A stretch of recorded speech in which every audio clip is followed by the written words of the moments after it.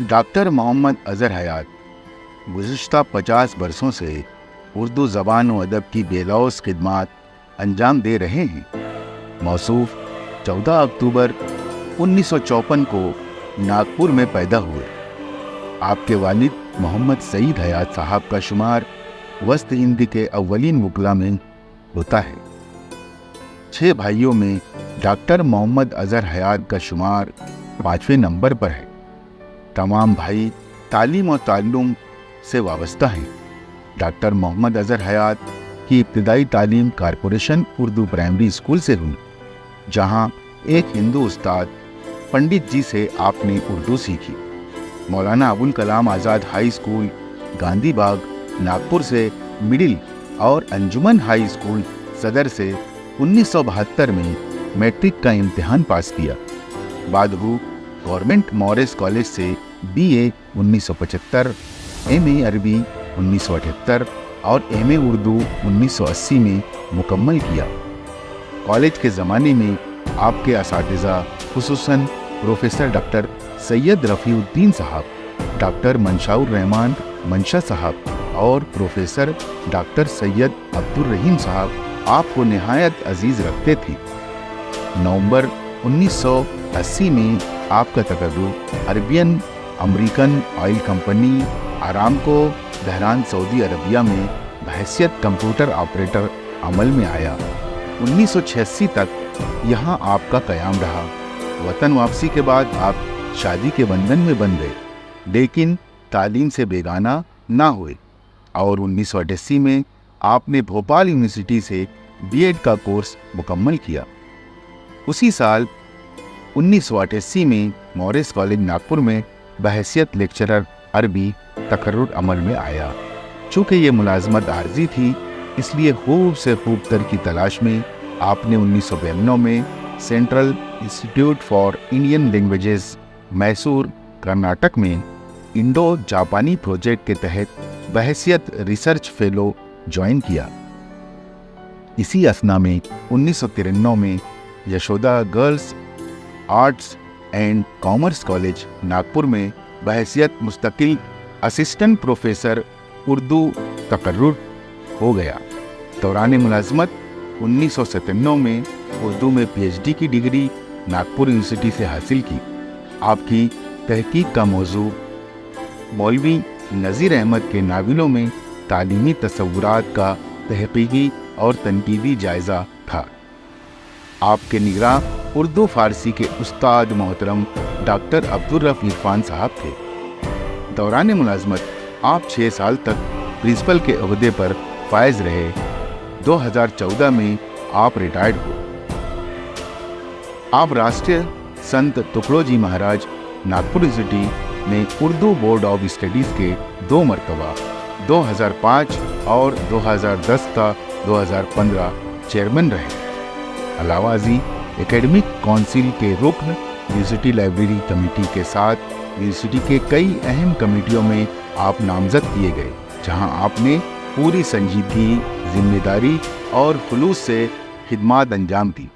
RTM Nagpur university में उर्दू के research guide supervisor होने की हैसियत से आपकी निगरानी में 22 तलबा और तालिबात ने PhD की सनद हासिल की। अलावाजी मुल्क के मुतअद्दिद यूनिवर्सिटीज़ में बतौर मुम्तहिन मदऊ किए जाते हैं। डॉक्टर अज़हर हयात की 2005 में Maharashtra board of education Poona के 9वीं और 11वीं के अरबी निसाब कमेटी में शमूलियत रही। नीज़ Maharashtra board of secondary and higher secondary education में बहैसियत फ़ाल रुकन भी आपने खिदमात अंजाम दी। 2014 में यशोदा गर्ल्स कॉलेज से सुबुकदोशी के बाद 2015 में नागपुर से मारूफ इदारे अंजुमन हामिया इस्लाम के ज़ेर एहतमाम अंजुमन girls degree college of arts में बहैसियत प्रिंसिपल आपने खिदमात अंजाम दी। 31 अक्टूबर 2019 को यहाँ से आप सुबुकदोश हो गए। आप जहाँ भी और जिस भी मनसब पर रहे, पूरी दयानतदारी और खुलूस के साथ सरगर्म रहे। आप उर्दू ज़बान व अदब के फ़रोग़ व तरवीज के लिए हमेशा फाल रहते हैं। राष्ट्रीय संत तुकडोजी महाराज नागपुर यूनिवर्सिटी में शोबाए उर्दू के क़याम के लिए तकरीबन 11 साल तक जद्दोजहद करते रहे और आखिरकार हुकूमत महाराष्ट्र ने नागपुर यूनिवर्सिटी में उर्दू शोबा के क़याम को मंजूरी दे दी। आपकी सरपरस्ती में अगस्त 2013 में एमए उर्दू की क्लासेस का आगाज़ हुआ। ये शोबा हनूज़ तरक्की की राह पर गामज़न है। डॉक्टर अज़हर हयात 1996 ta 2001 के लिए हुकूमत महाराष्ट्र ने महाराष्ट्र राज्य उर्दू साहित्य अकादमी का रुकन नामज़द किया। बहैसियत रुकन भी आपने कई सेमिनारों और मुशायरों का इनेकाद किया। नागपुर में बच्चों के शोरा का कुल हिंद मुशायरा अपनी नौइयत का बिल्कुल मुनफरिद मुशायरा था। इस मुशायरे में बच्चों के लिए लिखने वाले शोरा मौजूद थे। उर्दू किताबों की नुमाइश कुल हिंद 2 रोज़ा जश्न गालिब का यादगार इनेकाद आपकी क़यादत में अमल में आया, जिसमें मुल्क के नामवर शोरा व अदबा ने शिरकत फरमाई। यशोदा गर्ल्स कॉलेज के ज़ेर एहतमाम 2 फरवरी 2011 को कौमी यकजहती और उर्दू शायरी के उन्वान से और 27 नवंबर 2014 को गैर मुस्लिम शोरा की शेरी खिदमात के उन्वान से नागपुर यूनिवर्सिटी में सेमिनार मुनक्किद किए गए। दोनों सेमिनार कुल हिंद पैमाने पर मुनक्किद किए गए और इसे यूजीसी का माली ताउन हासिल था। इन दोनों सेमिनार के कन्वीनर हयात साहब ही थे। 2013 में आरटीएम नागपुर यूनिवर्सिटी में शोबाए उर्दू की जानिब से शाद आरफी हयात व खिदमात इस मौजू पर सेमिनार मुनक्किद किया गया, जिसके कन्वीनर भी डॉक्टर साहब ही थे। इस सेमिनार के इनेकाद के लिए कौमी कौंसिल बराए फ़रोग़ उर्दू ज़बान नई दिल्ली की माली आनत हासिल थी। साथ ही वस्त हिंद के मारूफ शायर शातिर हकीमी हयात फ़न के मौजू पर भी यूनिवर्सिटी में एक सेमिनार आपकी निगरानी में मुनक्किद किया गया। डॉक्टर साहब मुल्क के कई शहरों में उर्दू कॉन्फ्रेंसों, सेमिनारों और जलसों में बतौर मेहमान खुसूसी मकाला ख़्वां की हैसियत से मदऊ किए जाते हैं। इल्मी व अदबी और तालीमी हलकों में एक अदीब, मुहक्किक, माहिर तालीम, सहाफ़ी की हैसियत से भी वो एक मुसल्लमा हैसियत के मालिक पहचाने जाते हैं। बेहद ज़ोद व नवीस हैं। अब तक आपकी 14 किताबें मंजर आम पर आ चुकी हैं। डॉक्टर अज़हर हयात की अव्वलीन किताब 1992 में अहमद अशोकी एक मुताला के उन्वान से शाये हुई, जिसे महाराष्ट्र स्टेट उर्दू साहित्य अकादमी ने माली ताउन से नवाजा था। ये अरबी अदब के मौजू पर विदर्भ की अव्वलीन किताब है। ये किताब पंजाब यूनिवर्सिटी के एमए के निसाब में भी शामिल रही। 1995 में दूसरी किताब बाउनवान हाफिज़ विलायतुल्लाह हाफिज़ हयात व खिदमात महाराष्ट्र स्टेट उर्दू अकादमी के माली इश्तराक से ज़ेवर तवाद से आरास्ता हुई। ये किताब तहकीक व तनकीद के बाब में अहमियत की हामिल है। हाफिज़ साहब वस्त हिंद के अव्वलीन तंज़ व मिज़ा निगार थे। डॉक्टर अज़हर हयात को सऊदी अरब में क़याम के दौरान कई मरतबा उम्रा की सआदत नसीब हुई। 1984 में आप फ़रीज़ा हज से भी सरफराज हुए।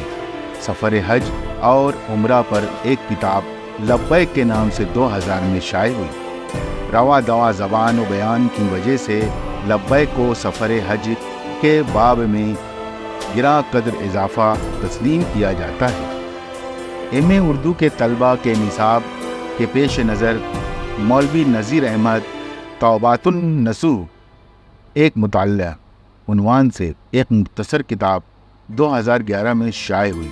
विदर्भ में अरसे से जदीद लबो लहजे और असलूब में शोरा शेर कह रहे थे। उनका कलाम बिखरा हुआ था। आपने विदर्भ में जदीद उर्दू शायरी के उन्वान से एक किताब तरतीब दी। इसमें विदर्भ के नुमाइंदा शोरा का तारुफ और उनकी नुमाइंदा गज़लें शामिल हैं। 2012 में ये ज़ेवर तबाद से आरास्ता हुई। इल्मी व अदबी हलकों में इसकी काफ़ी पजीराई हुई। तलबा की अफादियत के पेश नज़र इसे नागपुर यूनिवर्सिटी में MA اردو نصاب میں شامل کیا گیا۔ اسی طرح شعور ادب حصہ اول اور دوم BA اور BSc اردو نصاب میں عرصے سے شامل ہے۔ 2011 میں قومی یکجہتی اور اردو شاعری، 2014 غیر مسلم اردو شعراء کی شعری خدمات، ان دونوں عنوانات کے تحت آپ کی ادارت میں 2 علیحدہ مجلے شائع ہوئے، جسے ادبی حلقوں میں پسند کی نظر سے دیکھا گیا۔ اسی طرح وسط ہند کے معروف شاعر حضرت شاطر حکیمی کی شخصیت اور شعری خدمات کے اعتراف میں ملک کے نامور ادبا اور شعراء کے مضامین کا مجموعہ 2015 میں کتابی شکل میں شائع ہوا۔ صوفی غلام رحمان حکیمی کے ہمراہ ڈاکٹر صاحب بھی اس کتاب کے مرتب ہیں۔ ڈاکٹر اظہر حیات صرف ادیب ہی نہیں بلکہ وہ ایک اچھے مترجم بھی ہیں۔ 2017 میں آتش فشاں کے عنوان سے انگریزی کے معروف ادیب اننت گوپال شیوڑے کی انگریزی ناول کا اردو ترجمہ آسان اور بامہارہ زبان میں کیا، جسے الفاظ پبلیکیشن کمیٹی نے اہتمام سے شائع کیا۔ اسی طرح راشٹر سنت تکڑو جی مہاراج ناگپور یونیورسٹی کے سابق vice chancellor doctor SN Pathan صاحب کی مراٹھی کتاب کا اردو ترجمہ آپ نے کیا۔ یہ کتاب ہندوتو کا مطلب بھارتی یکجہتی، مسلم منافرت نہیں عنوان سے 2019 میں کتابی صورت میں شائع ہوئی۔ ڈاکٹر اظہر حیات اردو نثر کے مختلف اصناف میں طبع آزمائی کرتے ہیں۔ موصوف کی پہلی کہانی پیار کا بھوکا ماہنامہ نور رامپور UP بابت مارچ 1974 میں شائع ہوئی۔ تب سے آپ تواتر کے ساتھ لکھ رہے ہیں۔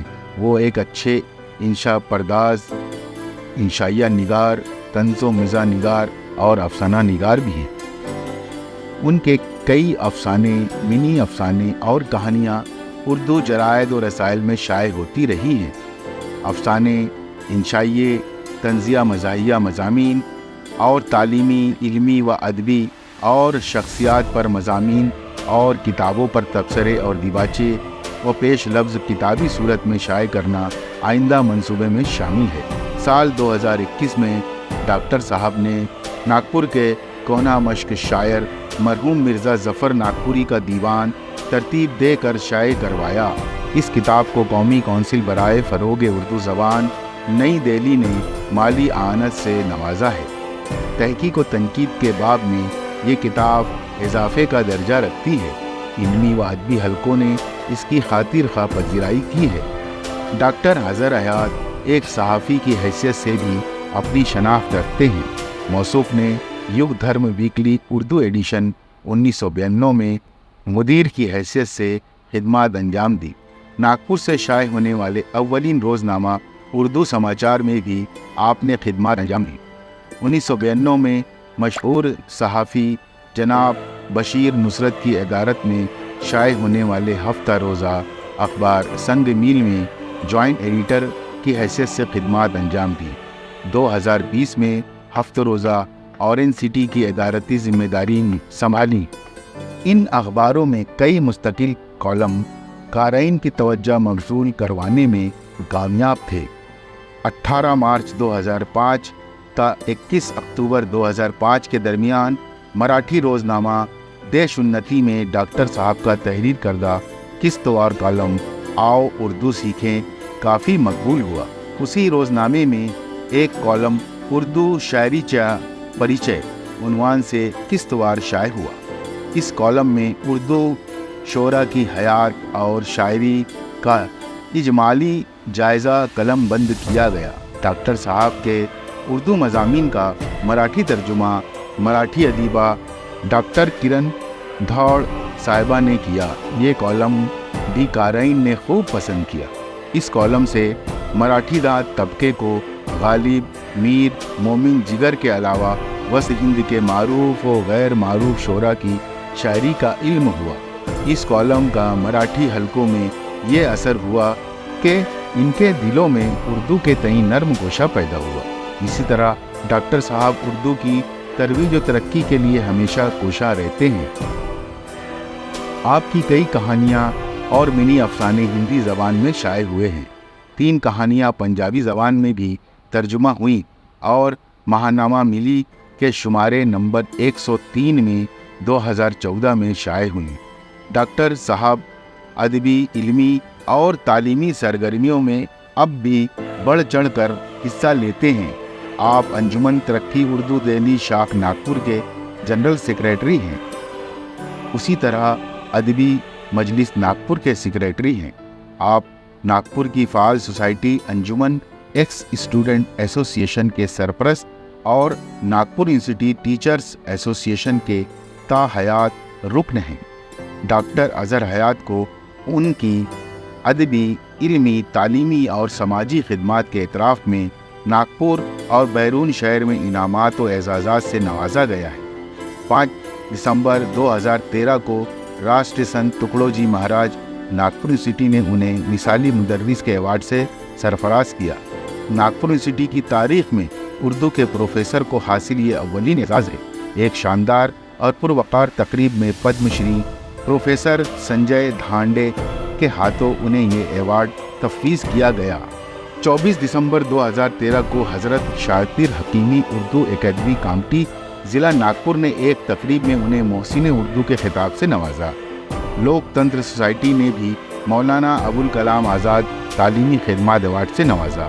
नीज़ 2011 में मरहूम S.A. Ansari multipurpose society Kamptee ने आपको अदबी अवार्ड देकर एजाज़ बख्शा। 2009 में महाराष्ट्र दलित तरुण संगठन नागपुर की जानिब से समाज रत्न का खिताब दिया गया। उसी तरह मराठी रोज़नामा देश उन्नति की जानिब से आपको फ़ख्र शेर व अदब के एजाज़ से नवाजा गया। आपकी तर्जुमा शुदा किताबों आतिश फ़िशा अंग्रेज़ी तर्जुमा और हिंदुत्व का मतलब भारतीय यकजहती मुस्लिम मुनाफरत नहीं मराठी तर्जुमा को यूपी उर्दू एकेडमी और महाराष्ट्र राज्य साहित्य उर्दू एकेडमी ने तर्जुमा निगारी का इनाम देकर हिम्मत अफजाई की। इसी तरह कौमी काउंसिल बराए फ़रोग़ उर्दू ज़बान नई दिल्ली ने दोनों किताबों को ख़रीद कर उसे सनद अता की। मशाहिर अदबा व शोरा ने भी आपकी खिदमत का एतराफ़ किया है। आपकी शख्सियत और खिदमत पर अदबा ने मज़ामीन कलमबंद किए हैं। शोरा हज़रात ने आप पर नज़में कही हैं। इससे उनके दिलों में आपके मुताल्लिक इज़्ज़त व एहतराम और कद्र का अंदाज़ा होता है। मध्य भारत टाइम्स और महानामा अल्फाज न्यूज़ तमाम देखने और सुनने वालों को रेहान कौशल का आदाब। आज हमारे साथ तो अफसाना निगार मौजूद है। उनका ताल्लुक हमारे ही शहर नागपुर से है। आप एक बेहतरीन अफसाना निगार, अफसानचा निगार, साथ ही साथ मुहक्किक और नक्काद भी है। आज वो आपके सामने में अपना एक अफसाना और 4 अफसानचे लेकर हाजिर हुए हैं और उसके बाद हमारा सवाल जवाब का सिलसिला, जिसमें हम अफसाना निगार से 15 सवाल करते हैं, उसके जरिए हम उन्हें और उनकी अफसाना निगारी को जानने की कोशिश करेंगे। तो लीजिए हम आज डॉक्टर मोहम्मद अज़हर हयात साहब से उनका पहला अफसाना सुनते हैं, उन्हीं की जुबानी। माइक डॉक्टर मोहम्मद अज़हर हयात सर के हवाले। मेरा ये अफसाना हज़रत तवील है, मुलाहिज़ा फरमाइए। वो नहार शागिर्द। शरद राव कुर्ता पैजामा पहने, काला कोट पहने, हाथ में छतरी लिए आहिस्ता आहिस्ता मीना बाजार के फुटपाथ पर चल रहे थे। चलते चलते उनकी नजरें जमीन पर मरकूज थी, जैसे कोई चीज तलाश कर रहे हों। उनके चेहरे पर फिक्र और परेशानी के आसार साफ नजर आ रहे थे। वो चलते हुए कभी कभी रुक भी जाते और जमीन पर इधर उधर देखने लगते। उनके जहन में तरह तरह के ख्यालात आ रहे थे। एक बेटी की स्कूल की फीस तो भर ही चुके थे, अमीद बेटी की फीस अब वो कहाँ से लाएंगे, महीने भर का खर्च और अब किस तरह चलाएंगे, रेखा को वो कैसे समझा पाएंगे। जब वो घर से निकल रहे थे तो उसने कितनी बार कहा था कि देखो संभल कर जाना, बैंक से वापसी पर रिक्शे या ऑटो रिक्शे से आना। उसी ने तो कोट भी लाकर कुर्सी पर रख दिया था और कहा था कि इसे पहनकर जाइए, इसके जेब बड़े होते हैं, रकम रखने और संभालने में आसानी होती है। अब वो पछता रहे थे कि पत्नी की बात मान लेते और रिक्शे से वापस होते तो वो इस हादसे से बच सकते थे। शरद राव को रिटायर हुए 7 बरस हो गए थे, मगर आज तक उनके साथ ऐसा हादसा नहीं हुआ। घर खर्च के लिए बैंक से पैसे निकालने के लिए वो सेंट्रल बैंक ऑफ इंडिया तो हर महीने ही जाते थे। रुपये निकाल कर बैंक में रखे बेंच पर वो इत्मीनान से बैठकर रुपये गिनते और कुर्ते की सामने वाली जेब में संभाल कर रख लेते थे। साथ में कुछ कागजात भी होते। उन कागजात में रुपये इस तरह रखते कि किसी को गुमान भी नहीं हो सकता था कि उनकी जेब में रुपये होंगे। शरद राव को ज्यादा फिक्र इस बात की थी कि अब अमित की फीस वो किस तरह भर पाएंगे। बीई का उसका आखिरी साल है। उसके कॉलेज के प्रिंसिपल ने ये अच्छा किया कि 2 किस्तों में फीस भरने की इजाजत दे दी, वरना उनके लिए फीस भरना मुश्किल हो जाता।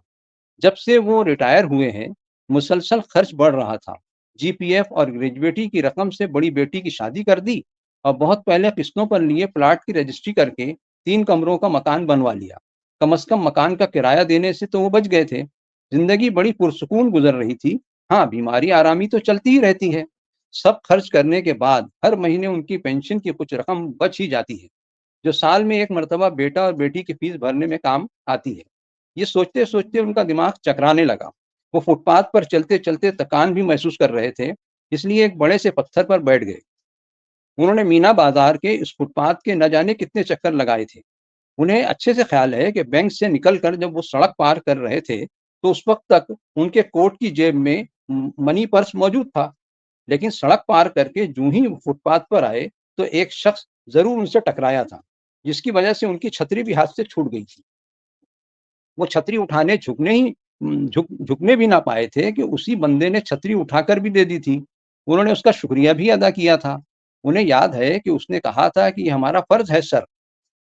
पत्थर पर वो गुमसुम से बैठे थे। बार बार वो बालों में उंगलियां फेर रहे थे और माथे पर हाथ रखकर सोच में पड़े थे। तभी एक नौजवान लड़का उनके पास आया और कहा, सर आप यहाँ क्यों बैठे हैं? तबीयत तो ठीक है ना? चलिए मैं आपको घर पहुंचा देता हूँ। शरद राव को वो लड़का बड़ा नेक और अच्छा लगा। उसने सर कहा तो उन्होंने सोचा, हो ना हो उन्होंने उसे स्कूल में पढ़ाया होगा।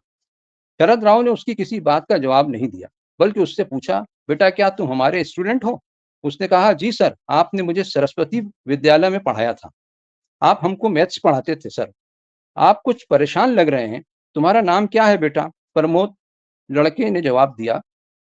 शरद राव शरद राव अब खड़े हो गए थे। उन्होंने प्रमोद के कांधों पर अपने दोनों हाथ रख दिए और कहा, बेटा बात यह है कि मैं बैंक से पैसे निकालकर पैदल ही घर जा रहा था कि इसी फुटपाथ पर किसी ने मेरा पॉकेट मार दिया, या फिर ये कह लीजिए कि पॉकेट गिर गया। ये कहते कहते उनके हाथों में कपकपी आ गई। प्रमोद ने अपने कांधों पर इस कपकपी को महसूस कर लिया। उसे सर पर रहम आ गया। उसने कहा, सर घबराइए नहीं, आपका पॉकेट जरूर मिल जाएगा। आप मेरे साथ आइए। प्रमोद ने शरद राव का हाथ पकड़ा और सड़क पार करके बैंक की तरफ ले गया। बैंक के मेन गेट पर उन्हें खड़ा किया और थोड़ी देर में आता हूँ कहकर कार या पार्किंग की तरफ चला गया। थोड़ी देर में काले रंग की एक चमचमाती कार उनके करीब रुकी।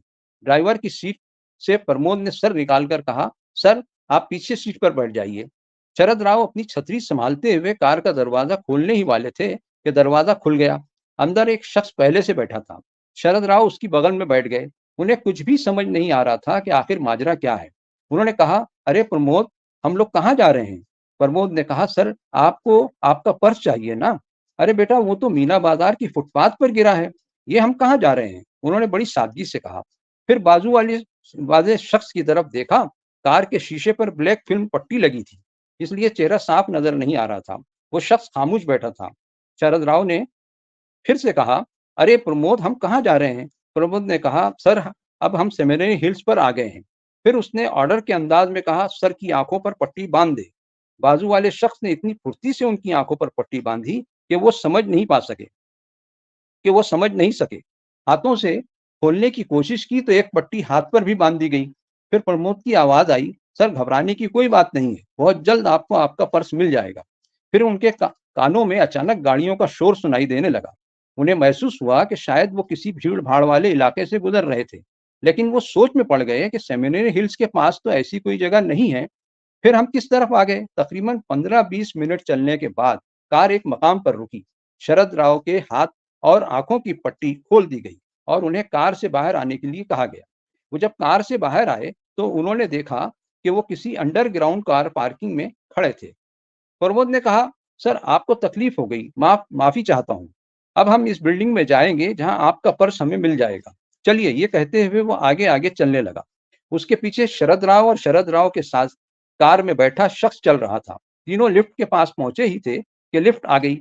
پرمود نے ادب سے ہاتھ کا اشارہ کرتے ہوئے کہا، چلیے سر۔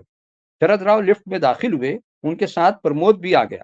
تیسرے شخص کو پرمود نے اشارہ کر کے منع کر دیا، وہ وہیں رک گیا۔ لفٹ اوپر چل رہی تھی، آخر 5ویں منزل پر آ کر رک گئی۔ پرمود نے لفٹ کا دروازہ کھولا، دونوں لفٹ سے باہر آنے کے بعد بغل والے ہال میں چلے گئے۔ ہال میں کئی ٹیبل رکھے ہوئے تھے، ہر ٹیبل پر ناگپور شہر کے محلوں کی نیم پلیٹ لگی تھی۔ ان نیم پلیٹ کے سامنے مختلف قسم کے پرس، پاکٹ اور تھیلیاں رکھی تھی۔ ہال بڑا تھا، ٹیبل کی قطاریں بھی لمبی تھی۔ چلتے چلتے پرمود ایک جگہ رک گیا۔ سر یہاں دیکھیے، یہ آپ کا پرس مل جائے گا۔ شرد راؤ نے دیکھا ایک نیم پلیٹ پر مینا بازار فٹ پاتھ لکھا تھا۔ اس کے سامنے 3 پرس رکھے تھے۔ شرد راؤ نے ایک پرس کو دیکھ کر بے چینی سے کہا، یہ ہے میرا پاکٹ۔ پرمود نے کہا، اٹھا لیجئے۔ شرد راؤ نے حیرت سے پرمود کی طرف دیکھا اور جھٹ سے اپنا پرس ہاتھ میں لے لیا۔ پرمود نے کہا، سر رقم گن لیجئے۔ شرد راؤ نے دیکھا کہ جس طرح انہوں نے نوٹوں کو فولڈ کر کے رکھا تھا، ٹھیک اسی طرح بینک کے نئے نوٹ پاکٹ میں رکھے تھے۔ نوٹوں کو ہاتھ میں لے کر شرد راؤ نے پرمود کی طرف دیکھا تو اس نے کہا، کتنے روپیے تھے سر؟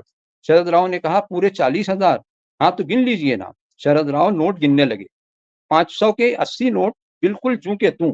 شرد راؤ حیرتوں میں پڑ گئے، ان کے پاس الفاظ نہیں تھے کس طرح وہ اپنے ہونہار شاگرد کا شکریہ ادا کرتے ہیں۔ ادھر پرمود شرمندگی کے احساس سے خود کو شرد راؤ سے آنکھ ملانے کے لائق نہیں سمجھ رہا تھا۔ اس نے ہاتھ جوڑ کر صرف اتنا ہی کہا، سر مجھے معاف کر دیجیے۔ بہت بہت شکریہ۔ میرا پہلا افسانچہ ہے، جس کا عنوان ہے مستعدی۔ ڈاکٹر صاحب میرے بیٹے کی جان بچا لیجیے، بڑھاپے کا یہی ایک سہارا ہے۔ 2 بجے رات کو گورنمنٹ ہاسپٹل کا ایمرجنسی وارڈ بڑھیا کی آہ سے چیخ اٹھا۔ وہ ابھی آٹو سے اپنے جوان بیٹے کو لائی ہے، جس کی حالت انتہائی نازک ہے۔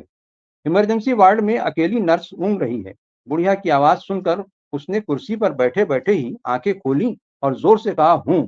بڑھیا نرس کو دیکھ کر عاجزانہ انداز میں بولی، بیٹی میرے اکلوتے بیٹے کی جان بچا لی، اس کے سوا میرا دنیا میں کوئی نہیں۔ نرس نے عادت کے مطابق اطمینان سے کہا، ہاں ٹھیک ہے، اور ایک رجسٹر میں ضروری معلومات درج کرنے لگی۔ ماں نے پھر سے چیخ ماری، بیٹی جلدی کر ورنہ دیر ہو جائے گی، اور بہت دیر۔ اور نرس اطمینان سے بغل والے کمرے میں ڈیوٹی پر موجود سو رہے ڈاکٹر کو جگانے چلی گئی۔ تھوڑی دیر میں کمرے سے ہنسنے کی آواز آنے لگی۔ اسی درمیان بڑھیا نے زور سے فلک شگاف چیخ ماری اور بیٹے کی ناش پر گر پڑی۔ ارے بیٹا، تو نے آخر آنکھیں پھیر لی نا، اپنی ماں کو بے سہارا چھوڑ دیا نا۔ بڑھیا کی چیخ سن کر ڈاکٹر اور نرس بڑی تیزی سے کمرے سے نکلے۔ نرس نے فوراً ڈیڈ باڈی کو وارڈ میں کر لیا اور لگے اپنی مستعدی دکھانے۔ دوسرے افسانچے کا عنوان ہے حکمت الہی۔ راشد حزم معمول الصبح اٹھا، فجر کی نماز کے بعد تلاوت کی اور اس کے فوراً بعد ورزش، ناشتہ اور روزمرہ کی ضروریات سے فارغ ہو کر 9 بجے آفس کے لیے اسکوٹر سے روانہ ہو گیا۔ راستے میں اچانک اسکوٹر بند ہو گئی۔ بہت کوشش کے بعد بھی اسکوٹر دوبارہ اسٹارٹ نہ ہو سکی۔ وہ حیران تھا کہ اچانک اسکوٹر کیوں کر بند ہوئی۔ آس پاس نظر دوڑائی تو وہاں کوئی میکینک بھی نظر نہیں آیا۔ اسے خیال آیا کہ اگلے چوک پر اسکوٹر ریپیئر شاپ ہے۔ راشد نے گاڑی کھینچتے ہوئے اگلے چوک تک پہنچا۔ میکینک بھی مل گیا۔ بہت جلد اس نے گاڑی بنا دی۔ راشد اس کی اجرت دے کر آفس کی طرف چل پڑا۔ ابھی وہ 5 منٹ کا فاصلہ ہی طے کر پایا تھا کہ اسکوٹر کا پچھلا ٹائر پنچر ہو گیا۔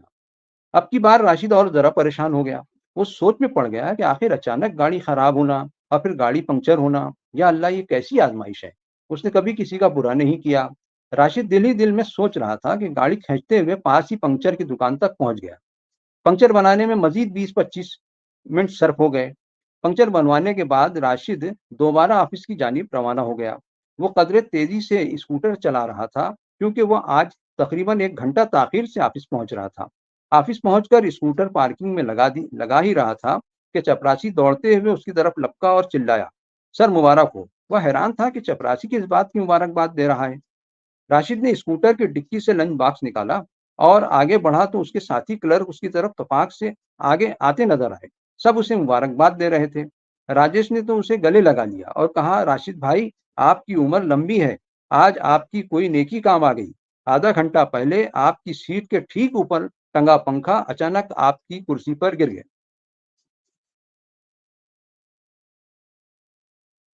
और एक ये अफसाना, इसका अफसानचे का उन्वान है दहशत गर्दी। उर्दू कोचिंग क्लास खत्म हुई तो हस्बे मामूल शांता घर जाने के लिए बस स्टैंड की तरफ चल पड़ी। बहुत जल्द उसे रघुजी नगर की बस भी मिल गई। उसे बस की आखिर सीट पर जगह मिली। उसके हाथ में उर्दू की एक किताब थी। वो वरक गर्दानी करने लगी। तभी वो सोचने लगी कि हमारे उर्दू के टीचर कितने शरीफ और नेक इंसान हैं। उनके ख्यालात कितने अच्छे और फिक्र कैसी बुलंद है। उन्होंने आज ही कहा कि ज़बान का कोई मजहब नहीं होता, हर ज़बान मोहब्बत, भाईचारा और अखवत का दर्स देती है। अचानक बस एक ज़बरदस्त धचके के साथ रुक गई। उसके ख्यालात भी मुंतशिर हो गए। बस की खिड़की से उसने देखा कि कुछ बदमाश गालियां दे रहे थे और नारे लगा रहे थे। कुछ लड़के हाथों में लाठियां और लोहे की सलाखें लिए बस में दाखिल हो गए। उनके चेहरे कपड़ों से ढके हुए थे। सारे मुसाफिर सहम से गए। एक नौजवान ने जोर से चिल्लाया कि जितने मुसड्डे हैं सब बस से उतर जाओ। शांता ने अपनी अपने सरापर पर नजर डाली तो वो सहम गई। उसने शलवार, फराक और दुपट्टा पहन रखा था। एक नौजवान आगे बढ़ा और उसका हाथ पकड़कर जोर से चिल्लाया, तूने अभी सुना नहीं क्या? चल नीचे उतर। शांता ने लाख कहा, मेरा नाम शांता है और मैं मुसलमान नहीं, हिंदू हूँ। झूठ बोलती है साली, एक नौजवान ने आंखें दिखाते हुए कहा। फिर कुछ नौजवानों ने शांता को खींचते हुए बस से उतारा और खुद भी उतर गए। बस आगे चल पड़ी। शांता ने गिड़गिड़ाया, कहा, मेरा नाम शांता है और मैं हिंदू हूँ, मुझे मत मारो। मगर बलवाइयों ने उसकी एक न सुनी। वो नशे में धुत थे। कुछ लड़कों ने उसके कपड़े खींचे और उसकी इज्जत तार तार कर दी। शांता बेहोश हो गई। तभी एक लड़का चिल्लाया, अबे ये तो अपने लक्ष्मण भाऊ की बहन है। सारे लड़के सारे सारे लड़के बेहोश शांता को छोड़कर भाग खड़े हुए। दूसरे दिन के तमाम अखबारों में ये खबर शह सुर्खियों में शाये हुई कि दहशत गर्दों के हौसले बुलंद, शहर में शांता नामी एक लड़की का सरेआम रेप और इज्जत तार तार। एक चौथा अफसानचा है ईसार। बरामदे में अब्बा जी ने चाय का कप टेबल पर रखा ही था कि अम्मी जान ने पान का बीड़ा उनके हाथों में थमा दिया। अब्बा जी ने पान का एक फोल्ड और किया और आहिस्ता से मुंह में रख लिया। तभी अम्मी ने साड़ी का पल्लो ठीक करते हुए अब्बा जी से कहा, ये इकबाल को बीएससी की एग्जाम फीस भरनी है। अब्बा जी गहरी सोच में डूब गए। उन्होंने कहा, कितनी फीस है और कब तक भरनी है? अम्मी ने कहा, 150 रुपये और शायद कल की आखिरी तारीख है। अब्बा जी उन दिनों सख्त माली परेशानी में मुब्तला थे। काफी दिनों से कोई मुकदमा भी नहीं मिला था और जिन लोगों के केस उनके पास थे वो फीस देने में भी आनाकानी कर रहे थे। इसलिए वो फिक्रमंद थे। अम्मी अभी बरामदे से लौटने ही वाली थीं कि अब्बा जी ने टेबल पर रखा अखबार उठाया और साथ ही कहा, अरे सुनो, ये तुम्हारे कान की बाली कितने की बिक जाएगी? अम्मी ने अपने कानों की सोने की बाली को हाथ से टटोला और कहा, मुझे क्या पता। अब्बा जी ने कहा, एक काम करते हैं, ये बालियां बेचकर इकबाल की एग्जाम फीस भर देते हैं। साथ ही उन्होंने कहा, अपने चचा को बुला लीजिए, वही बेच देंगे। अम्मी ने टेबल पर रखा कप उठाया और बरामदे से अंदर घर में चली गई। जाते ही बड़े बेटे इकबाल से कहा, बेटा नाना जान के पास जाओ और कहना कि अम्मी ने बुलाया है। अम्मी के चचा घर के करीब ही रहते थे। इकबाल फौरन गया और नाना जान को बुला लाया। नाना जान ने आते ही कहा, वकील साहब क्या बात है, मुझे बुलवाया गया है? अब्बा जी ने अखबार टेबल पर रखते हुए पान की पीक करीब रखे उगालदान में थूकी और कहा, चचा आइए आइए, दरअसल बात यह है कि इकबाल बेटे की बीएससी एग्जाम की फीस भरनी है। मैं चाहता हूं कि उसकी अम्मी की बालियां बेचकर फीस भर दूं। अम्मी सब बातें सुन रही थी। उन्होंने फौरन अपने कानों की बालियां निकाली और दरवाजे पर लटक रहे पर्दे के पीछे से हाथ बढ़ाकर भर्राई आवाज में कहा, चचा ये बालियां ले लीजिए। फिर वो अपनी साड़ी के पल्लों से आंसू पोंछने लगी। अपने कानों को अपने दोनों हाथों से टटोलने लगी। फिर उनके दिल में ख्याल आया, चलो एक अच्छे मकसद के लिए उनकी सोने की बालियां काम आ ही जाएगी। ये ख्याल आते ही उन्होंने तवानाई महसूस की। वो दोबारा सहन में कपड़े धोने बैठ गई। फिर कपड़े खंगाल कर धूप में रस्सी पर सूखने के लिए डालने लगी। वो सोच रही थी कि जिंदगी दरअसल धूप छांव का ही नाम है। धूप है तो कपड़े सूख ही जाएंगे।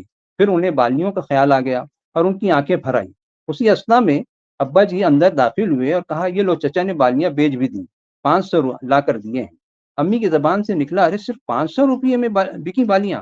अब्बा जी ने 150 रुपये अम्मी की तरफ बढ़ाते हुए कहा, कल इकबाल बेटे को दे देना, वो एग्जाम फीस भर देगा। अब्बा जी ने 350 रुपये हाथ में लेकर कहा, इन पैसों से किराना और सब्जी ले आता हूँ, थैली दे दो। अम्मी ने 150 रुपये अलमारी में बिछे कागज के नीचे रख दी। दूसरे दिन सुबह सुबह तायाजाद भाई आ गए। अब्बा जी बरामदे में बैठे अखबार पढ़ रहे थे कि उनकी नजर यूं ही उन पर पड़ी तो उन्होंने बरजस्ता कहा, क्यों बेटा सुबह सुबह आ गए, खैरियत तो है? उन्होंने कहा, चचा जान मुझे बीएससी एग्जाम फीस भरनी है, 150 रुपये की जरूरत है। अब्बा जी ने कहा, बेटा बैठो। वो कुर्सी पर बैठ गए। अब्बा जी अंदर घर में आए और अम्मी को मुखातिब करके कहा, अरे सुनो, वो इकबाल बेटे के लिए जो एग्जाम फीस 150 रुपये तुमने कल रखे थे वो नासिर को दे दो, उसे भी फीस भरनी है। अम्मी मासूमियत से अब्बा जी का मुंह तकने लगी। उन्होंने आहिस्ता से कहा, वो अपना इकबाल। अब्बा जी ने अम्मी की बात काटते हुए कहा, इकबाल अगले साल एग्जाम में बढ़ जाएगा, नासिर को फीस भरना ज्यादा जरूरी है। अरे सोचो, मेरा बेचारा मेरे मरहूम बड़े भाई का बेटा है, वो कहाँ से पैसे लाएगा, उसे दे दो। ये कहकर उन्होंने अम्मी के सामने हाथ फैला दिए। अम्मी की आंखों में फिर से आंसू तैर। उन्होंने अलमारी में पेपर के नीचे से 150 रुपये निकाले और अब्बा जी के हाथों पर रख दिए और खुद अपनी साड़ी के पल्लों से आंखें पोंछने लगी। बहुत शुक्रिया सर, आपने एक अफसाना, 3 अफसानचे और एक मिनी अफसाना जो है हमें पढ़कर सुनाया, इसके लिए बहुत बहुत शुक्रिया।